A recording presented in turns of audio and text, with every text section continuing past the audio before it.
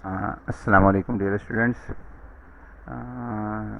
आज हम जो डिस्कशन करते चले आ रहे हैं पिछले 3 लेक्चर्स में से उसकी प्रैक्टिस करेंगे। तो आरएलसी सीरीज सर्किट की बात हो रही है और ऑन योर रिक्वेस्ट मैंने अपनी लैंग्वेज चेंज की है, उर्दू कर दी है। तो इंशाल्लाह इससे आपको इंशाल्लाह और ज़्यादा समझ आएगा। तो आज हम एग्जाम्पल नंबर 8.4 करेंगे, फिर प्रैक्टिस प्रॉब्लम 8.4 करेंगे और फिर एंड ऑफ द चैप्टर 8.9 भी करेंगे। और उसके बाद मैं आपको फिर पैरेलल सर्किट के लेक्चर्स की भी मैं डिटेल बताऊंगा और उसमें भी प्रैक्टिस है। अच्छा, अगर आपने एक बार इन एक सर्किट की प्रैक्टिस कर ली ना तो आगे आपको किसी भी सर्किट में प्रैक्टिस में प्रॉब्लम होगा नहीं। सारे जो है ना अंदर बात के स्टेप्स भी सारे तकरीबन एक जैसे ही हैं। अच्छा, प्रैक्टिस करने से पहले मैं आपको थोड़ा सा ओवरव्यू देता हूँ कि करना क्या है। देखें, ये सर्किट है, सीरीज सर्किट है। देखें, गाइडेड टूर है ना, हर किसी भी चीज़ का guided tour is always the best option and the luxury. So आप ये सारी चीज़ें खुद भी कर सकते हैं, लेकिन ये जो मैं आपको समझा रहा हूँ ना, इसको अगर आप गौर से समझेंगे ना तो आपको बहुत आसान हो जाएगा करना। लेकिन ये कि रीडिंग किताब की तो आपको सामने रखनी पड़ेगी, PDF फाइल तो ओपन करके रखें। अच्छा, अब इसका ये जो रिस्पांस है यहाँ से होते हुए आया और ये इनिशियल कंडीशंस हैं और हमने इसका जो मेन वेरिएबल सेलेक्ट किया वो आई है।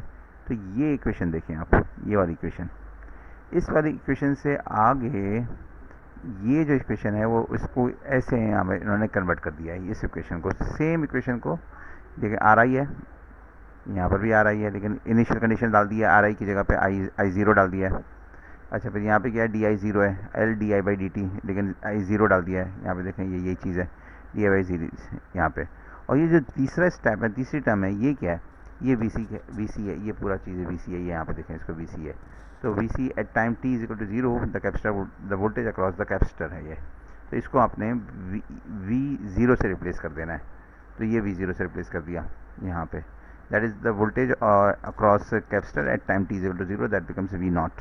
तो ये कंडीशंस को आपने कर लिया तो ये इक्वेशन बन गई आपकी, that D I by D T at time T is equal to zero is given by this these initial according to these initial conditions. I naught is the initial condition for the current inductor current and V naught is the initial ये initial current voltage है for the capacitor। तो ये minus के साथ ये sign आ गई है, ये हम बहुत ज़्यादा इस्तेमाल करेंगे और ये बड़ा मेजर पार्ट है इसका। अच्छा, कोई भी रिस्पॉन्स होना तो वो 3 किस्म का रिस्पॉन्स होगा ये वाला, यहाँ पे depending on the values of alpha and the values of the omega naught. तो वो इसके ऊपर डिफाइन करेगा कि वो क्या, ये अल्फ़ा और ओमेगा नॉट यहाँ पर। तो या तो वो अल्फ़ा बड़ा होगा तो ओवर डैम्प्ड होगा, अगर अल्फ़ा बराबर होगा तो क्रिटिकली डैम्प्ड होगा, अल्फ़ा बराबर होगा छोटा होगा तो it will be under damped. Alpha is a damping factor और ये ओमेगा नॉट जो है ना, ये अनडैम्प्ड इसकी फ्रिक्वेंसी है। अच्छा, अब ओवर डैम्प्ड और अंडर डैम्प्ड और क्रिटिकल डैम्प हम इसको क्लास में लेक्चर्स में बहुत डिटेल में डिस्कस कर चुके हुए हैं और वो सारी थ्योरी है। और प्रैक्टिस प्रॉब्लम के लिए वो सारी थ्योरी आपको बेसिक अंदाज़ा तो होना चाहिए, लेकिन क्योंकि मैं डेरिवेशन नहीं पूछ रहा हूँ आपसे तो आपको सिर्फ मैं प्रैक्टिकल के स्टेप्स बताए देता हूँ कि जो अल्लाह करे कि ये ब्लैक स्क्रीन ना आ गई हो ऊपर। तो मैं इसको पहले मिनिमाइज़ करता हूँ, फिर मैं इसको दोबारा से मैक्सिमाइज़ करता हूँ। ब्लैक स्क्रीन से जो है मैं बहुत तंग हूँ, ऊपर जो है ब्लैक स्क्रीन आ जाती है, पूरा लेक्चर रिकॉर्ड हो जाता है और फिर जो है ना पता लगता है कि कुछ भी नज़र नहीं आ रहा। ओके, तो ये ओवर डैम्प्ड केस है, इसके अंदर 2 कांस्टेंट हैं, A1 प्लस ये एक रूट है, फिर A2 और फिर दूसरा रूट है, और फिर क्रिटिकल डैम्प है। क्रिटिकल डैम्प का रिस्पांस जो होता है वो क्या होता है कि एक ही रूट होता है। तो ये इसके अंदर A2 प्लस A1 टी या A1 प्लस A2 टी कह रहे हैं, बात तो एक ही, दोनों कांस्टेंट हैं, और मल्टीप्लाई बाई टी, और फिर ये इस तरीके से होता है। और सबसे फास्ट जो डिकेइंग फंक्शन होता है और सबसे स्टेबल कंडीशन में जल्दी से जल्दी आ जाती है वो क्रिटिकल डैम्प आता है। ओवर डैम्प नहीं आता, क्रिटिकल डैम्प आता है। और अंडर डैम्प के अंदर ऑसिलेशंस होती हैं, रिंगिंग होती है उसके अंदर, वो साइनसॉइडल इफेक्ट होता है उसके अंदर। तो अंडर डैम्प के अंदर साइनसॉइडल इफेक्ट, वो हमने लास्ट लेक्चर में पूरा ये यूलर आइडेंटिटी से प्रूव किया है कि this is these sign and the cos terms just are telling us that there will be a ringing effect या साइनसॉइडल वेवफॉर्म होगी, आहिस्ता आहिस्ता उसको डिके करेंगे, ऊपर जाएगा नीचे जाएगा, ऊपर साइनसॉइडल फॉर्म में जाएगा।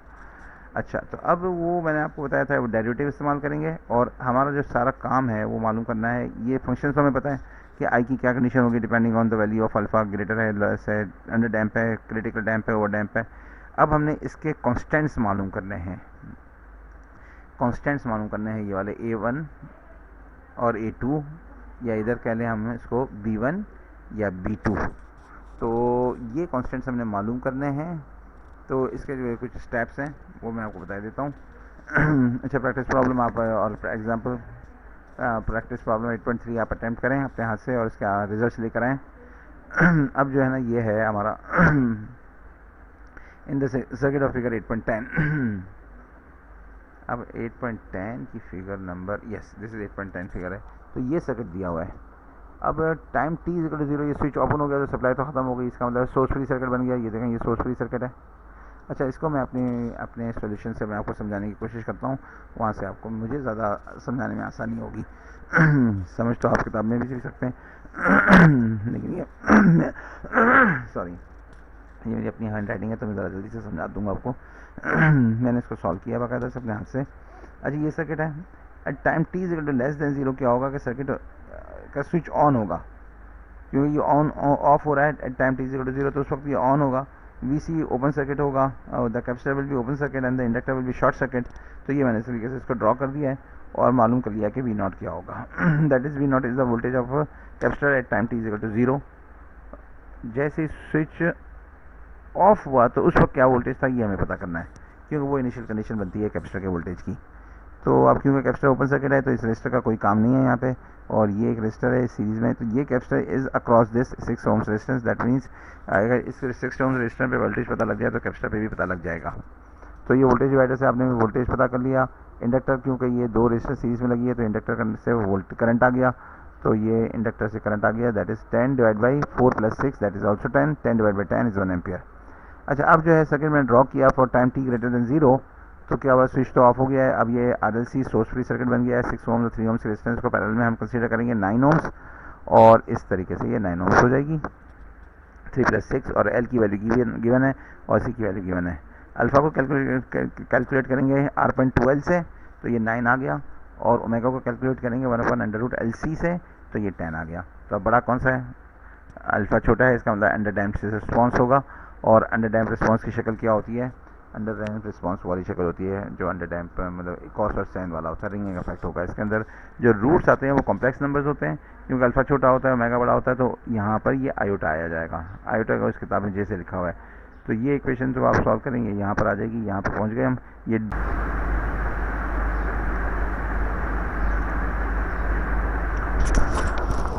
डियर स्टूडेंट्स, कल मैं ये रिकॉर्ड कर रहा था लेक्चर, और मैंने इसको तकरीबन 20 से 25 मिनट 24 मिनट का लेक्चर रिकॉर्ड हो गया था।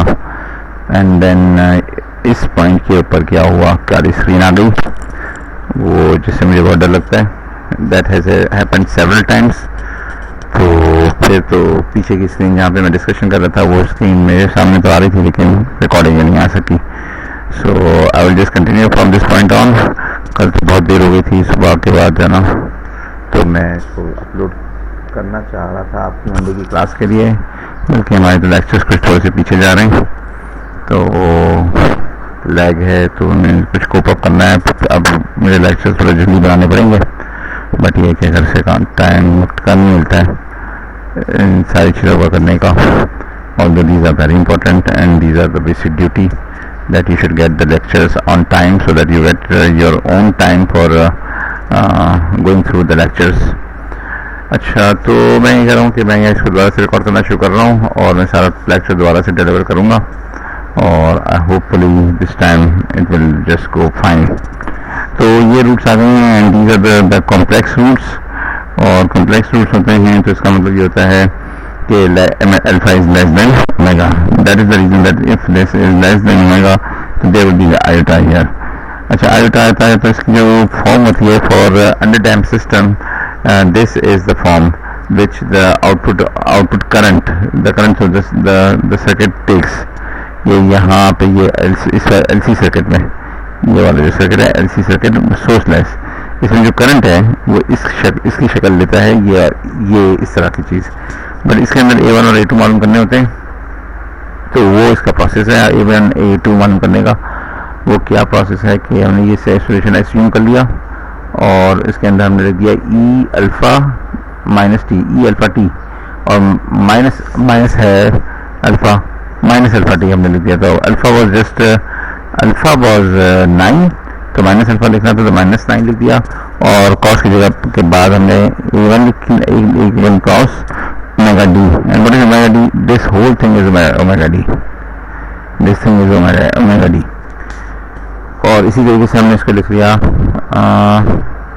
Plus A2 sine omega D, this is omega D, where this is omega D, this is, ये जो चीज़ है ये 4.359 इज द ओमेगा डी।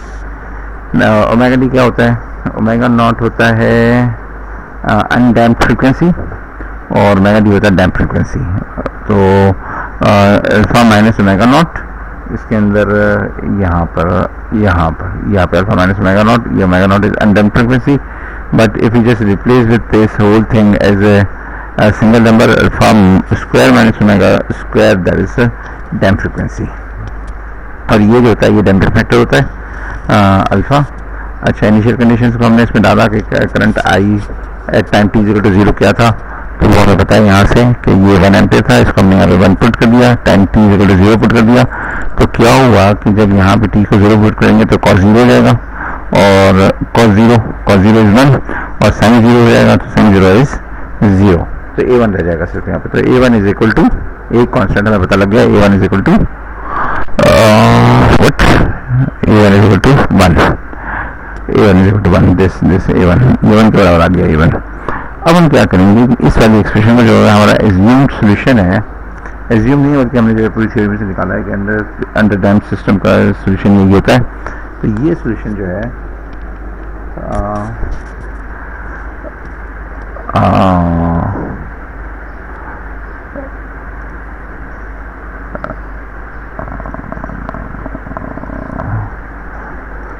अच्छा, ये सोल्यूशन जो है हमने इसको डेरिवेट किया, और ये इक्वेशन मैंने आपको शुरू में बताई थी, ये वो इक्वेशन है जिसको डेरिवेट करके हम इसका आंसर निकाल लेते हैं। तो यहाँ पे पुट कर दिया इनिशियल कंडीशंस को, करंट इनिशियल करंट भी रख दिया, इनिशियल वोल्टेज भी रख दिया, तो डेरिवेटिव हमारे पास आ गया। और ये डेरिवेटिव बराबर है टाइम टी 0 पर, ये वाला यहाँ पे पुट किया, यहाँ पे ये टाइम टी 0 पर डेरिवेटिव है। तो अब इसको हम डेरिवेट करते हैं। जब हम इसको डेरिवेट करेंगे पूरे को, तो this is a kind of DUV product form है ये, तो ये प्रोडक्ट फॉर्म है, तो इसको हम डेरिवेट करेंगे, प्रोडक्ट फॉर्म में डेरिवेट करेंगे। तो अभी मैंने इसको प्रोडक्ट फॉर्म में डेरिवेट किया है, तो सिर्फ इस वाले टर्म को डेरिवेट किया, तो इट बिकम्स -9 माइनस टी, और इसको एज इट इज लिख लिया।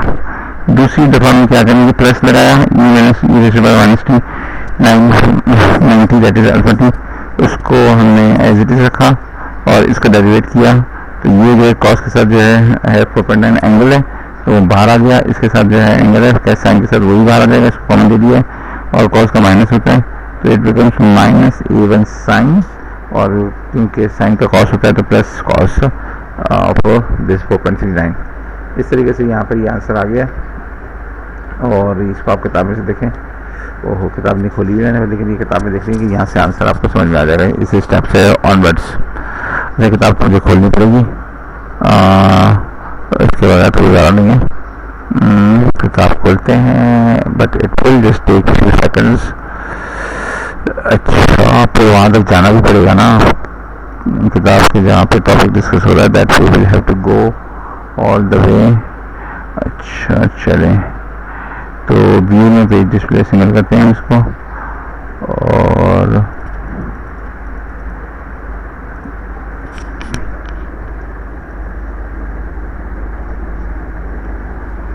आज पता नहीं क्या है, माउस थोड़ा जंपिंग ज़्यादा कर रहा है।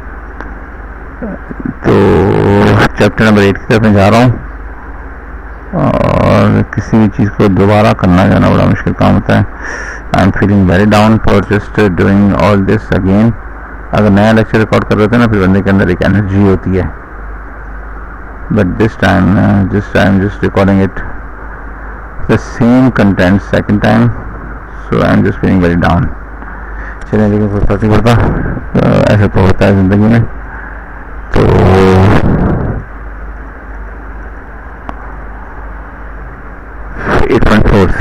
एग्जाम्पल नंबर 8.4 करनी है हमें। ये एग्जाम्पल नंबर 8 कहाँ गई एग्जाम्पल नंबर 8.4, ये रही। अच्छा, अब यहाँ से ना जो डेरिवेट किया है इसको, तो ये डेरिवेट करके ये इसका आंसर आ गया। A1 और A2 पता चल गए, और ये वाला स्टेप है हमने इसको आपको रोका है यहाँ पर -9 और प्लस 4.359 4.35982। तो यहाँ से A2 कौन चल गया और A2 की वैल्यू आई है 0.6882, इसकी वैल्यू आई है मल्टीप्लाई करके।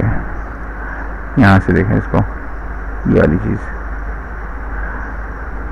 ये आ गया -9 प्लस 4.359, ये माइनस करके प्लस, ये प्लस करके यहाँ पे -9 के साथ प्लस करके ये वैल्यू आ गई है।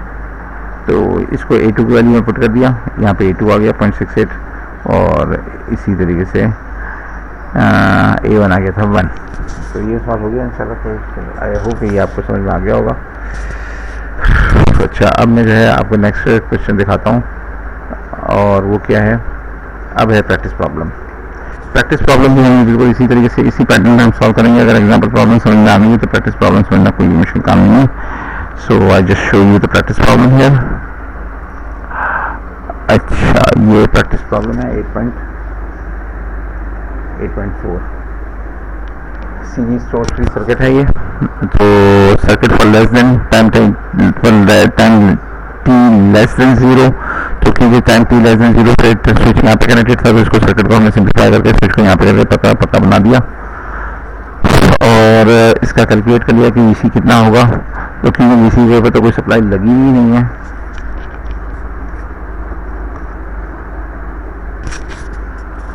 तो VC का तो 0 होगा और I क्या होगा, इंडक्टर के थ्रू करंट, इंडक्टर का है, ये वाला इंडक्टर है, ये पार्ट यहाँ पे इंडक्टर को शॉर्ट करके दिखाया गया। तो 10 एम्पेयर की 100 वोल्ट की रेजिस्टेंस है 10 एम्पेयर के थ्रू, बाकी इंडक्टर तो शॉर्ट सर्किट बिहेव करेगा। तो 100/10 हो गया ये, और ये 10 हो गया 10 एम्पेयर। इस सर्किट को यहाँ पे मैंने रेजिस्टेंस को कंबाइन कर दिया है, रेजिस्टेंस इसमें कंबाइन थी, वो दूसरा सवाल था। इसमें फिर अल्फा निकाल लिया R12 से और ओमेगा निकाल लिया, और वो आ गया 3 अब alpha is less than omega naught, that means this is again under time response. तो हमने इसके रूट्स मालूम किए, ये रूट्स आ गए, और ये एजिंग सोल्यूशन है, इसलिए यहाँ पे हमने 2.5 अल्फा की जगह पे 2.5 लिख दिया, और यहाँ पे ओमेगा डी लिख दिया। ये ओमेगा डी ये है जे, और मैं इसको थोड़ा सा तेज जा रहा हूँ। और हमने क्या किया, सबसे पहले I0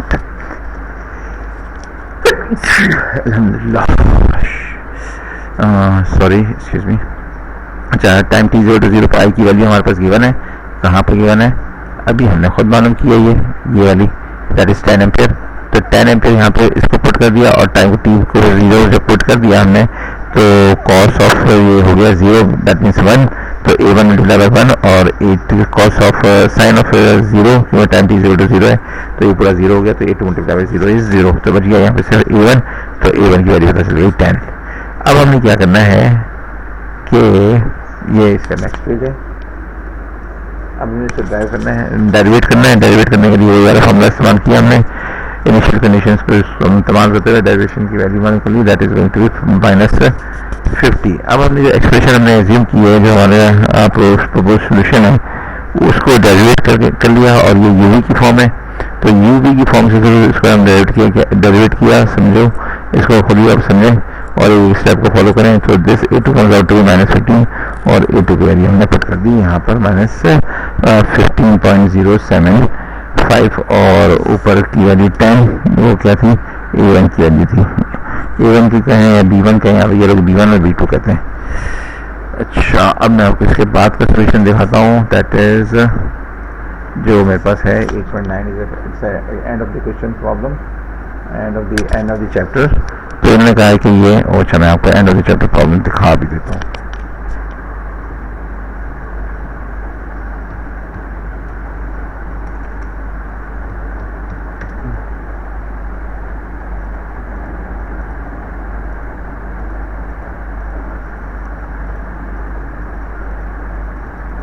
ये तो पहुंचने में बहुत देर लग रही है, 8.9 की क्वेश्चन की बहुत बड़ी सीक्वेंस है यहाँ पे।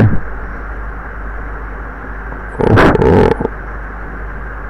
ये 8.9 ये रिव्यू क्वेश्चन है, so we will have to go one step further. ये 8.9 है। The circuit and RLC circuit is described by this. This is the expression character, ये इसकी जो है डिफरेंशियल इक्वेशन है और इनिशियल कंडीशंस दी हुई है, I0 की वैल्यू दी हुई है और DI0 की भी वैल्यू दी हुई है। तो इसकी वजह से हमें सॉल्व करना है इसको। तो ये मैंने यहाँ सॉल्व किया है इसको, ये एज्यूम किया जो हमने थ्योरी में डिस्कस किया था किस तरीके से ये इन्होंने एक्सप्रेशन लिंक की थी, वही वाले सारे स्टेप्स हमने इसमें दिए और इसको पुट कर दिया यहाँ पर आई की जगह पे। तो ये सेकंड डेरिवेटिव है और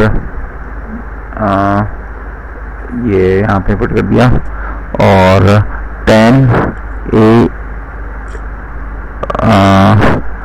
डी करना था यहाँ पे डी करना था। यहाँ पे जब सेकंड डेरिवेटिव आया तो यहाँ पे फर्स्ट डेरिवेटिव आना चाहिए था, 10 के बाद डी आई जाए तो यहाँ पे डेरिवेटिव आना चाहिए था। फिर 25 आई तो आई की जगह पे पुट कर दिया, लेकिन डी मैं यहाँ पे भूल गया, D I by D T भूल गया हूँ यहाँ पर मैं। अच्छा, अब मैंने जो है स्टेप्स में किया हुआ इसको, लेकिन वैसे भूल गया हूँ। इसको डेरिवेट किया दो बार तो एस स्क्वायर हो गया क्योंकि ये एक्सप्लेनेशन है, तो ये छोड़ एस तो सेम है, लेकिन एक्स एक्सप्लेनेशन दो बार बाहर निकल आया और इसको एक बार डेरिवेट किया तो एक्स एक बार आया और ये एज इट इज वापस उतार लिया इसको स्टेप में। अब इसको क्या किया कि ए छोड़ एस टी को कॉमन लिया। ये वही वाले स्टेप्स हैं जो मैंने आपको जो थ्योरी की डिस्कशन की थी आरएलसी सर्किट की उसके अंदर बताए थे और किताबें में मौजूद हैं। अच्छा, ये जो इक्वेशन आ गई इसको हम कहते हैं कैरेक्टरिस्टिक इक्वेशन।